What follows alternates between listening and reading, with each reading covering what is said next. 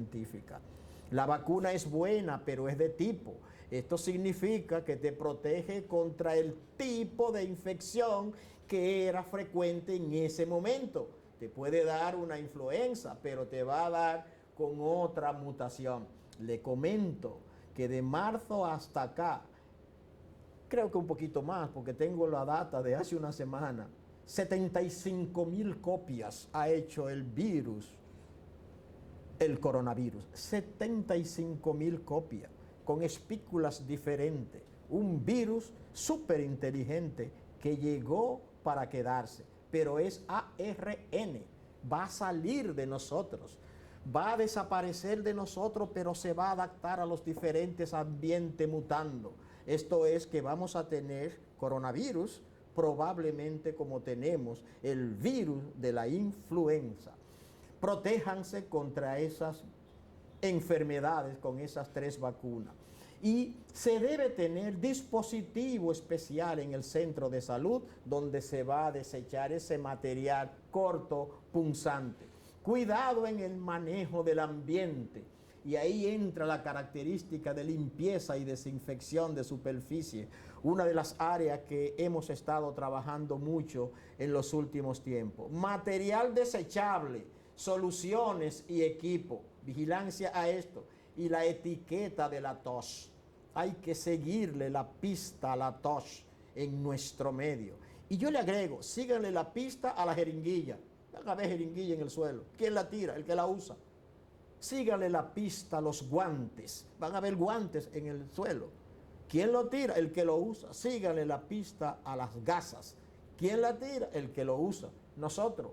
Por lo tanto, estos niveles de educación nunca serán insuficientes.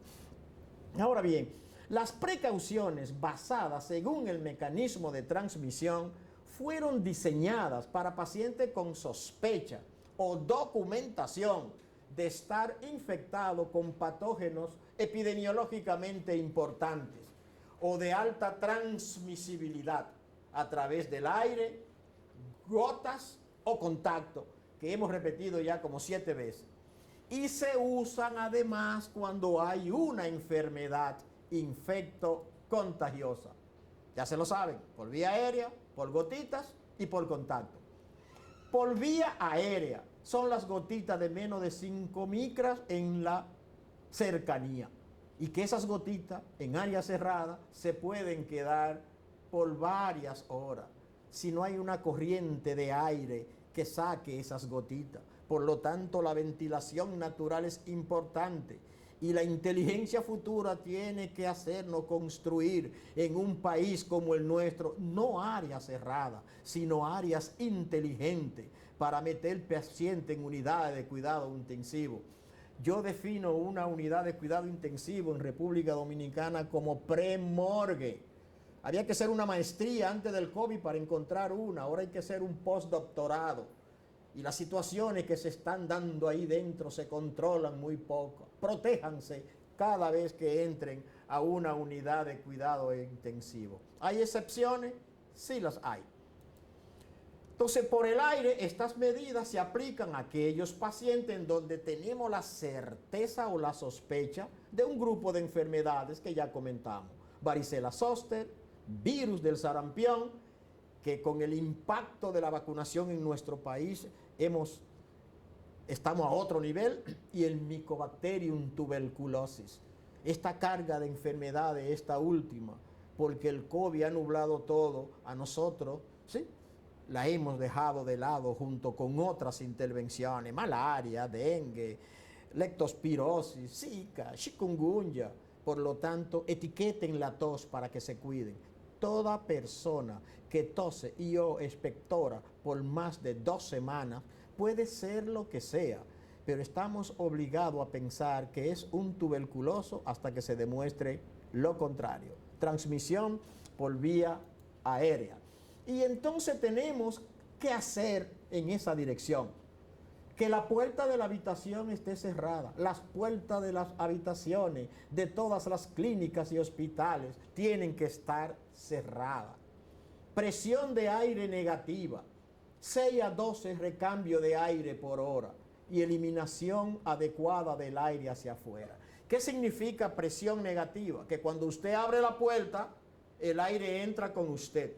Porque lo que tengo ahí adentro es varicela zóster, sarampión y tuberculosis, para que el aire no salga al pasillo. Abro la puerta y el aire entra con usted.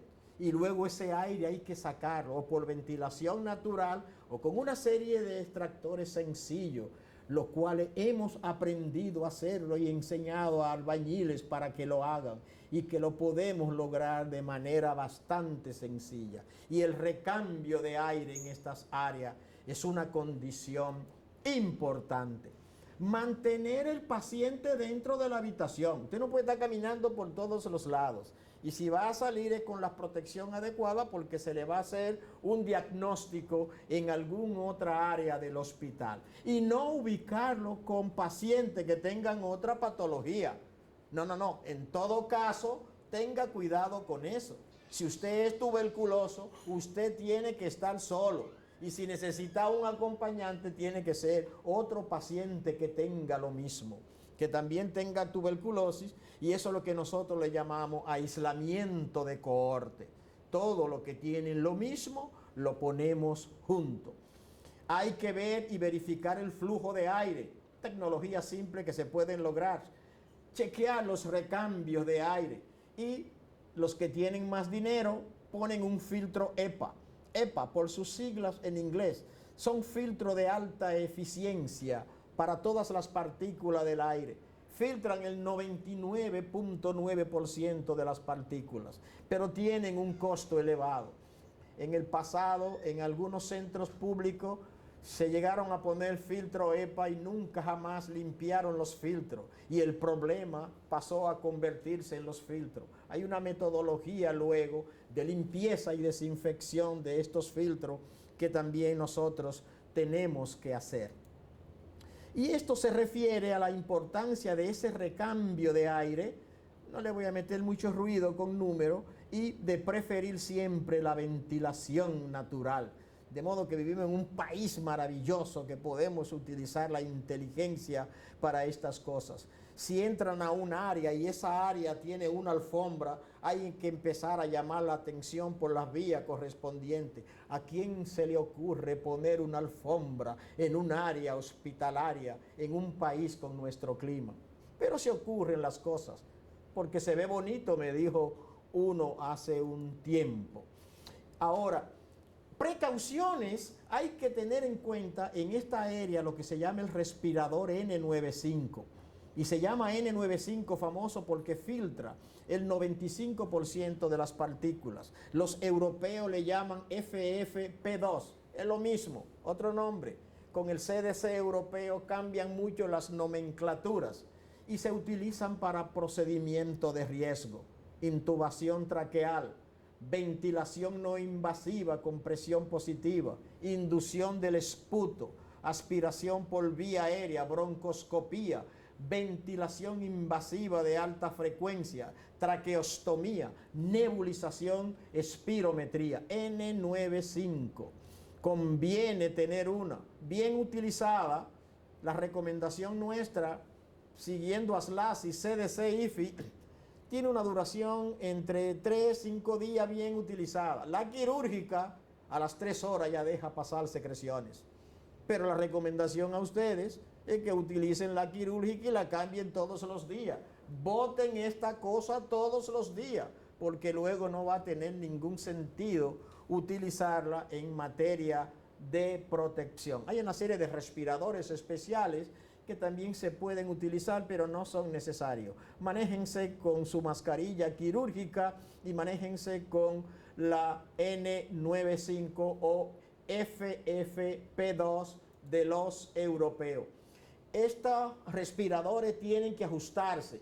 Es una prueba cualitativa que nosotros hacemos para ajustarlo, ¿sí? Y luego saber que nosotros estamos haciendo el buen uso de ella, porque de nada vale que usted tenga una N95 y no sepa ponerse bien la N95, y hacemos la prueba del ajuste y luego sacamos aire hacia afuera, expiramos, presión positiva, y luego inspiramos, presión negativa, y en ese interín vamos haciendo el ajuste con la mascarilla N95 para que quede en su sitio.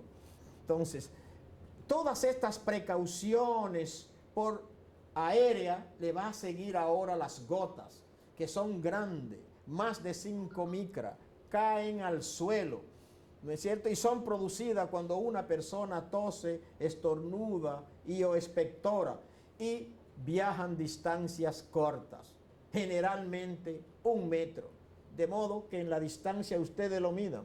No tienen que andar con 1 metro, sino que den una zancada normal de ustedes, no un paso, sino una zancada. Y ahí en Cibaeño hay 1 metro. En Cibaeño hay 1 metro. Si usted tiene una zancada muy larga, le decimos no la dé tan larga porque se va a pasar y va a tener 1.2, 1.3, pero que también tiene un tremendo nivel de protección. Esas precauciones por gotas grandes que caen, ¿no es cierto?, que transmiten Haemophilus influenzae, Neisseria meningitidis, adenovirus, influenza, parvovirus B19, Bordetella pertussis, Coqueluche tosferina, difteria, coronavirus, todos los SARS conocidos. Se conocen más de 30 familias coronaviridae, pero tenemos 3 que no han dado en la madre.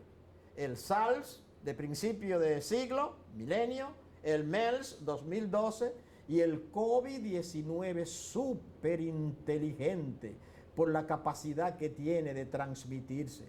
Los casos de reinfección, yo tengo 2 en el país, aunque no documentado, porque no hice los estudios del clon genético que sí hicieron fuera de aquí, en España, en Corea, Japón, se están reinfectando, pero con una cepa diferente. No ha variado en la reinfección la característica de su transmisión, pero sí hay una variación importante en materia de letalidad. ¿Se imaginan ustedes que en el 2025 tengamos un SARS-CoV y lo que sea, ¿no es cierto?, que mate el 50% de las personas? Entonces estamos a tiempo para asumir una serie de responsabilidades en el marco de los cambios que tenemos que realizar. Y esas precauciones por gotita, ¿qué hacemos con el paciente? ¿Dónde lo ponemos? Si no tenemos una habitación individual, lo ponemos con otro paciente que tengan lo mismo. Ya ustedes saben que eso se llama aislamiento por cohorte. Y que las camas estén mínimo a 1 metro. Si la puede poner a una distancia mayor, bien. Y los pacientes y los familiares que vienen de fuera pueden entrar, todo el mundo puede entrar. Si se transmite por gotita o se transmite por el aire, higiene de mano y utilice la mascarilla. En este tiempo todo el mundo tiene que utilizarla, pero fuera del COVID, higiene de mano y no tocar. Una batita viralata que ponemos a la entrada de las unidades de cuidado intensivo no tienen ningún sentido. Y prácticamente a partir de todos los trabajos que hemos hecho en los últimos 32 años, la cuasi totalidad de los centros de salud y hospitales con nuestros muchachos que están llegando entrenados, han desaparecido la famosa batita al ingreso de UCI. No usen esa batita porque se pueden colonizar con un patógeno nosocomial importante. ¿Qué más por gotita? Debe tener condiciones para la precaución estándar, especialmente que se pueda uno lavar la mano y que podamos utilizar el equipo de protección personal, el equipo de protección individual. Lavamanos con agua a temperatura regulable, jabón, toalla de papel desechable, soluciones de base alcohólica para las manos en el lugar de atención del paciente, puerta cerrada y buena ventilación, puerta cerrada. Se van a acordar mucho de mí cuando estén en su práctica del internado. ¿Y qué hacemos para proteger la mucosa facial? Usar la mascarilla quirúrgica y antiparra en los ojos, ¿no es cierto?, cuando creemos que va a haber secreciones y siempre que vayamos a estar a menos de 1 metro del paciente. El paciente, si sale de la habitación, debe portar mascarilla. Y ahora vamos a ver las precauciones por contacto. La inmensa mayoría de las infecciones se transmiten por contacto y son las manos que la llevan a través de todas las superficies. Contacto directo, piel a piel, sin mediar otros elementos en la transmisión. Contacto indirecto, a través de objetos o manos contaminadas. ¿Y quiénes se van por ahí? Bacterias multiresistentes, como el Staph aureus oxacilino meticilino resistente, Acinetobacter baumannii multiresistente, Acinetobacter caucoacético multiresistente, Serratia malsescens multiresistente. El duro de la película, el Clostridioides difficile, Shigella, virus, hepatitis A, rotavirus, sincicial respiratorio. Cuando estudiábamos creíamos que era por gotitas. Hoy sabemos que por contacto.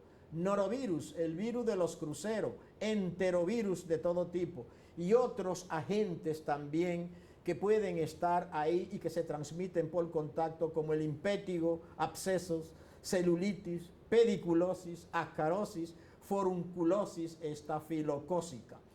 ¿Qué hacemos con el paciente? ¿Dónde lo ponemos? No se requiere de una habitación individual, excepto que el paciente tenga una infección por el Staph aureus meticilino oxacilino resistente y por el estreptococo del grupo A. Y en los primeros momentos del aislamiento de bacterias multiresistentes, en lo que hacemos todo el protocolo de la intervención. ¿Qué condiciones debe tener una habitación para precauciones de contacto? Debe tener precauciones estándar, especialmente para higiene de mano y uso del EPP. Y el EPP debe estar lo más cerca posible al lugar donde usted va a hacer la intervención, con todos los elementos que van a ver más adelante en el video. Lavamanos con agua y temperatura regulable, jabón y toalla desechable. Repetimos, solución en base alcohólica para las manos en el sitio de atención del paciente. Hasta 5. Y luego vuelven al chorro, luego hasta 5 más. Una enfermera que trabaja 8 horas en un turno en el hospital tiene que lavarse las manos con una media aritmética de 12 veces y una desviación estándar de 4. Esto es que entre 8 y 16 veces el 68% de ella tiene que lavarse las manos en ese rango. Pero para lavarse las manos la enfermera tiene que tener el lavamanos cerca, el detergente enzimático cerca, el jabón líquido, la toalla de papel desechable y o los dispositivos de alcohol gel.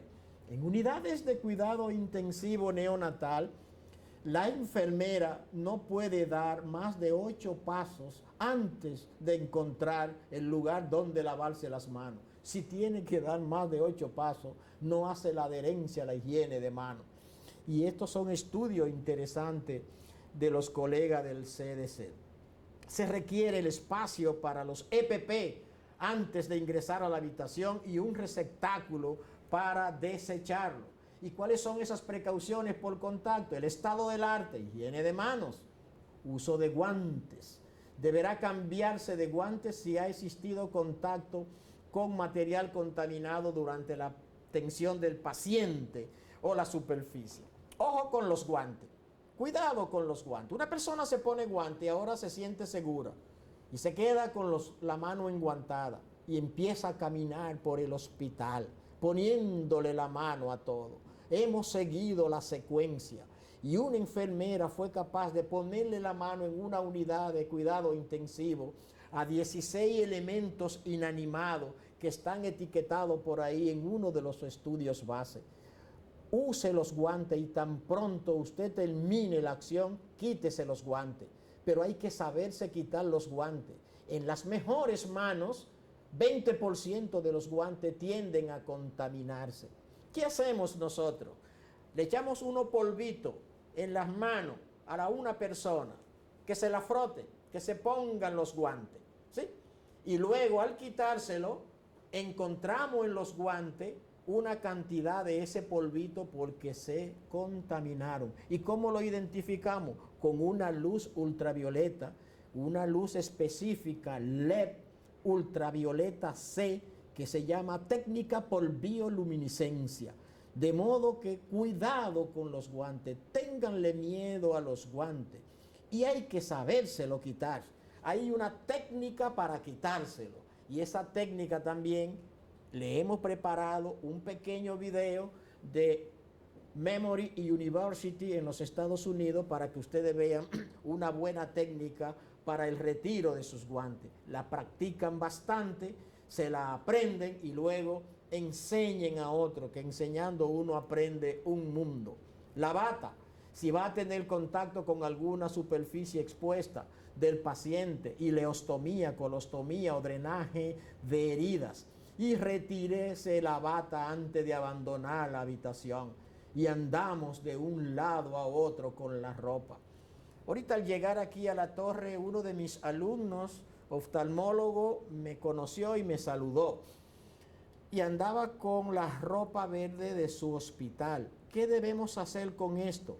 Cuidado con esto. La ropa de cama, la ropa del hospital, la ropa de la casa, la ropa de cirugía, todas tienen el mismo nivel de contaminación. Los estudios están ahí. Sin embargo, lo que sí cambia es la flora bacteriana. Hay dos floras bacterianas o microbianas. Flora residente y flora transeúnte. Eso sí cambia. Y si usted sale de cirugía con una ropa hacia el área de admisión y vuelve otra vez, el problema es el cambio en la flora. Y usted sí puede llevar un patógeno nosocomial importante al área. Por eso las recomendaciones use esa ropa solamente en los sitios establecidos del centro de salud bajo la recomendación de los comités o del comité o del equipo de prevención de infecciones. Y en esa línea se está trabajando mucho en nuestro país. Ahora, hay una serie de medidas que son sindrómicas, que yo no sé lo que tiene el paciente y que me llegó y que todavía no puedo establecer precauciones basadas en el mecanismo de transmisión, sino precauciones empíricas. Y hay un intervalo importante. La prolongación del intervalo de tiempo entre la toma de la muestra y la emisión de los resultados justifica que adoptemos esas precauciones empíricas. Este paciente yo sospecho que tiene una faringitis por estreptococo y le pongo el tratamiento, pero previo tomé la muestra para luego desescalar el tratamiento.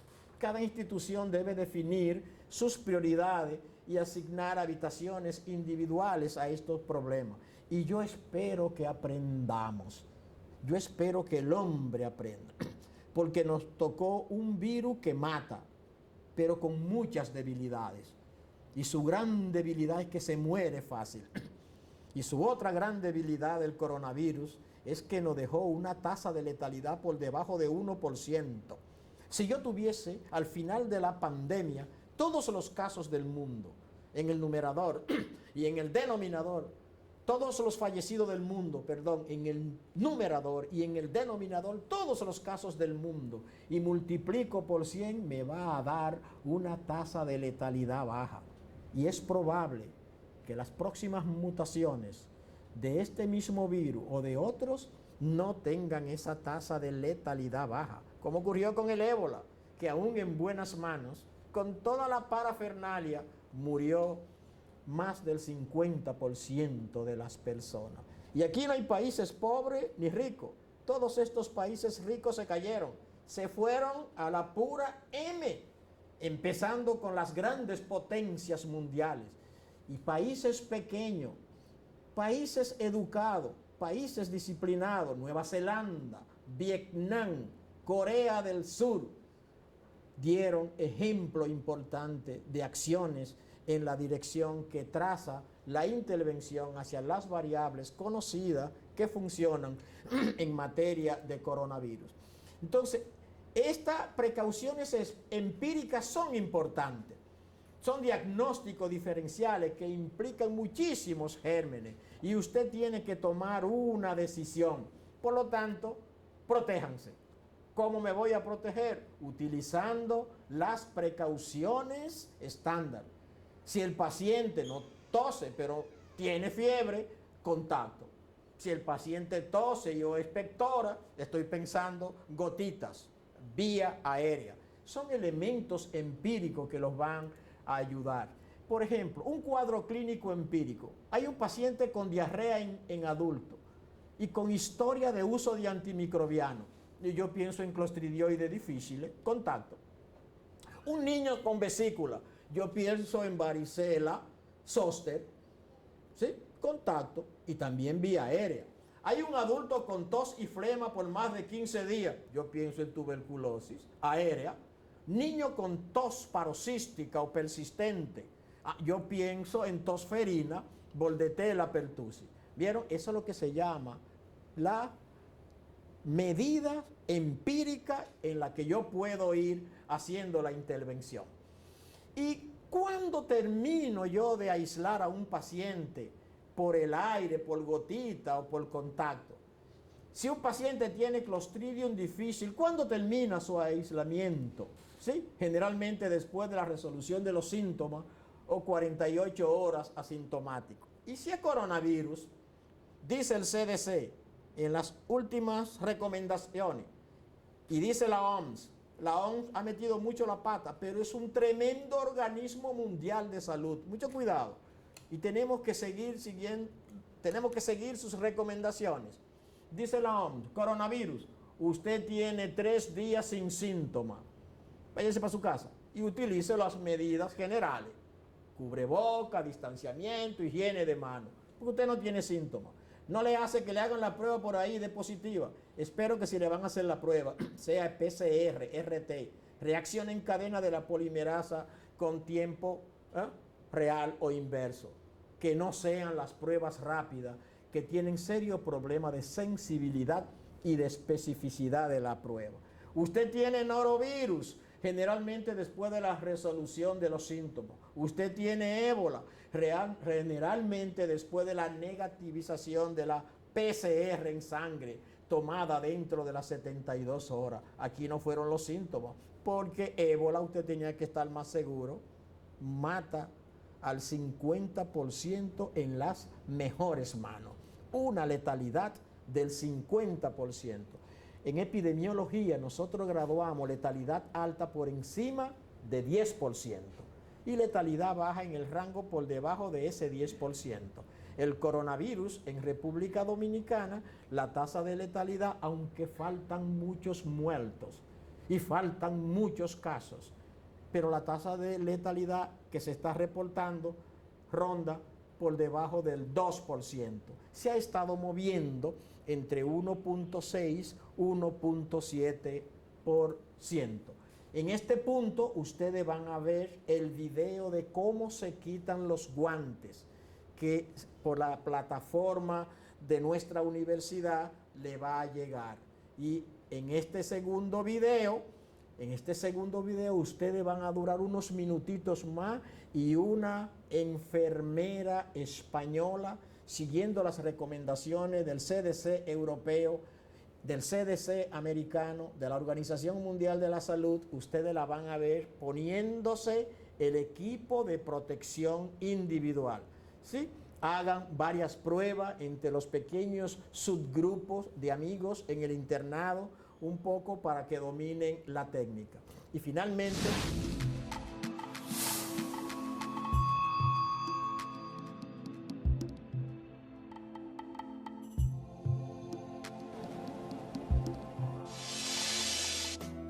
el Departamento de Prevención Propia y la Dirección de Servicios Médicos y Asistenciales han elaborado esta guía con los procedimientos de colocación y retirada de los equipos de protección recomendados frente a sospecha de enfermedad infecciosa grave, como virus del ébola y similares, Marburg, Lassa, etc., con el propósito de ayudar a nuestros profesionales a utilizarlos correctamente. Para su elaboración, se han seguido los protocolos publicados por el Ministerio de Sanidad y la Agencia de Salud Pública y se han consultado procedimientos de diferentes comunidades autónomas y de centros sanitarios. Indicar que en todos los procedimientos consultados se destaca la importancia de que un observador supervise las actuaciones que se vayan realizando, comprobando que la puesta y retirada del equipo se realiza de un modo correcto. Para ello, seguirá las indicaciones de la ficha informativa, ayudando de este modo a su ejecución. Prepara el equipo completo de protección en una sala cercana a la zona elegida para visitar al paciente, así como la señalización de peligro y precinto por si fuera necesaria su utilización.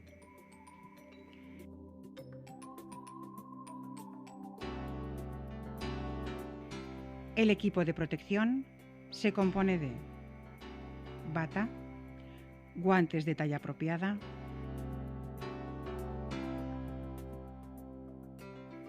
mascarilla, gafas de protección, gorro y calzas impermeables.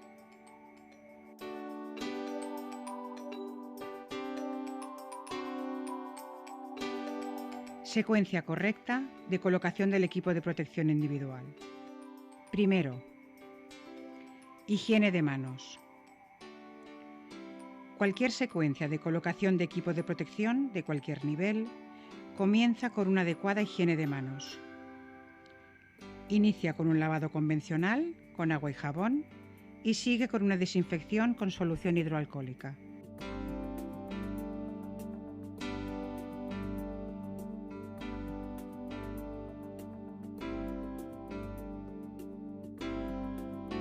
Segundo, polainas o calzas. Puedes sentarte para colocarlas.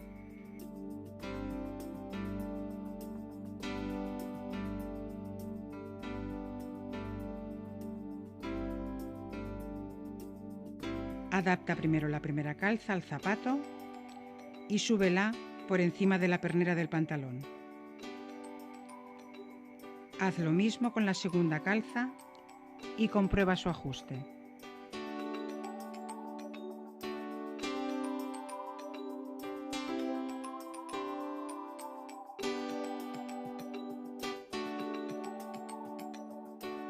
Tercero, bata. Despliega la bata .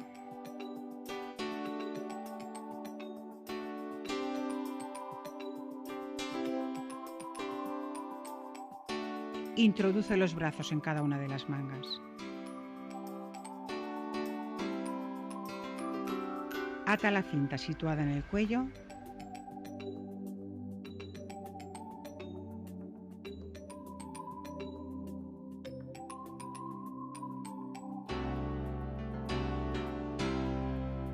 Y la que está a la altura de la cintura .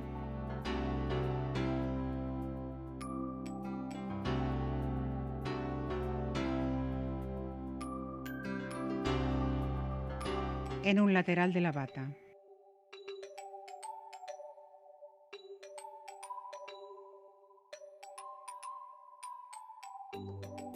Cuarto, guantes, primer par.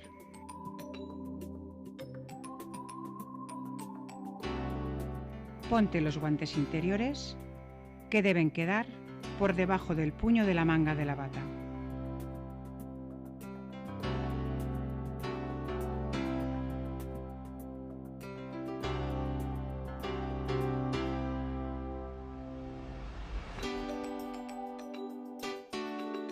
Quinto, mascarilla.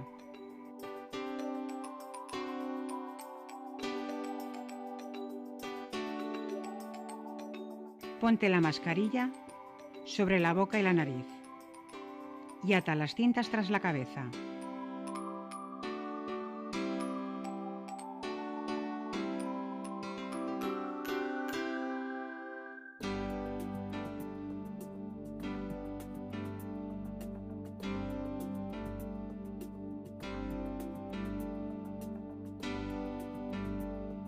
Reajusta la mascarilla para adaptarla a tu superficie facial con la banda metálica nasal y bajo la barbilla.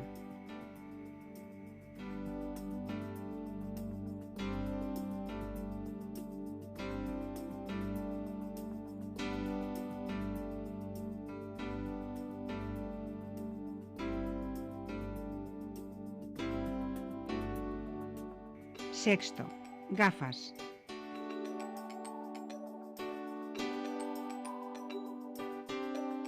Tira de la banda elástica hacia atrás, póntelas sobre la frente y cubre la parte superior de la mascarilla. Adapta la banda elástica tras la cabeza y comprueba su buen ajuste.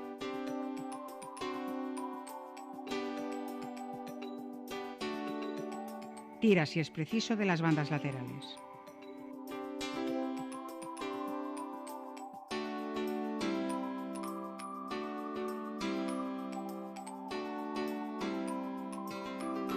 Séptimo, gorro.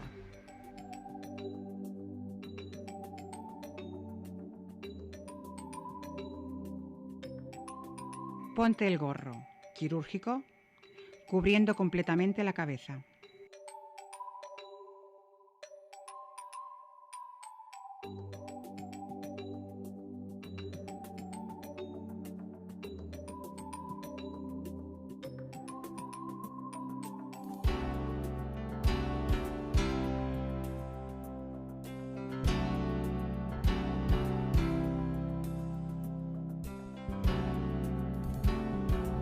Octavo, guantes segundo par. Ponte los guantes exteriores. Han de quedar por encima de la manga de la bata.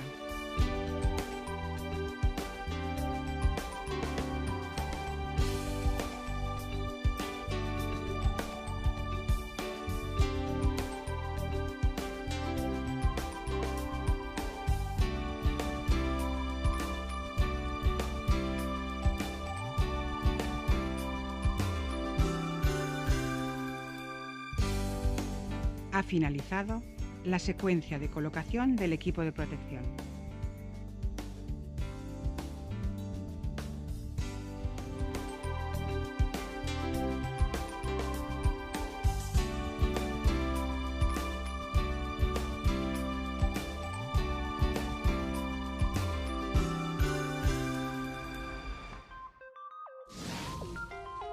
Con la salud laboral, con las personas.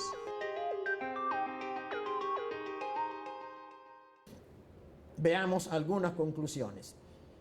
Las vías de transmisión de enfermedades infectocontagiosas al interior de los establecimientos de salud son tres: por el aire, por gotitas y por contacto.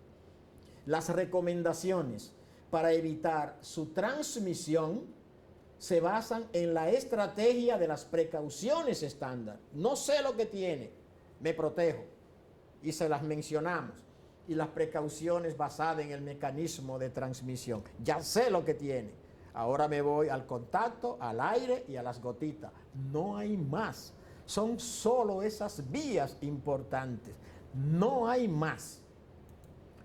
El tipo de aislamiento está relacionado con el mecanismo de transmisión. Lo correcto es cortar la vía de transmisión y no confinar al paciente. Las medidas importantes son las que se toman de forma oportuna, por el tiempo necesario y acordes al mecanismo de transmisión. Protéjanse ustedes, nadie lo va a hacer. Protéjanse. Negarse a realizar tarea de riesgo, salvo que no tengan el debido entrenamiento, protección y supervisión. Niéguense. El interno de medicina está en plena fase de aprendizaje. No tiene responsabilidad directa con la atención del paciente. No busquen conflictos con sus futuros colegas en los hospitales. Pasen sus conflictos a la coordinación del internado. Y pásenlo en bloque, por escrito, bien documentado. Se recomienda que estén vacunados contra la hepatitis B, la influenza y la difteria tétano. Estamos en la vorágine de la epidemia del COVID-19. No olviden las medidas basadas en evidencia científica. Higiene de manos frecuente, distanciamiento físico y social y el uso de mascarilla. Todo lo demás que le están vendiendo por ahí son puras tonterías sin evidencia. Muchísimas gracias, un gusto estar aquí. Ahí está mi contacto y mi teléfono y será un placer a través del equipo de la Escuela de Medicina de la Facultad, la doctora Rocío Caridad, el doctor Pellerano, el equipo de apoyo en general, poderles responder sus inquietudes, sus preguntas y hacer las recomendaciones puntuales. Muchísimas gracias una vez más.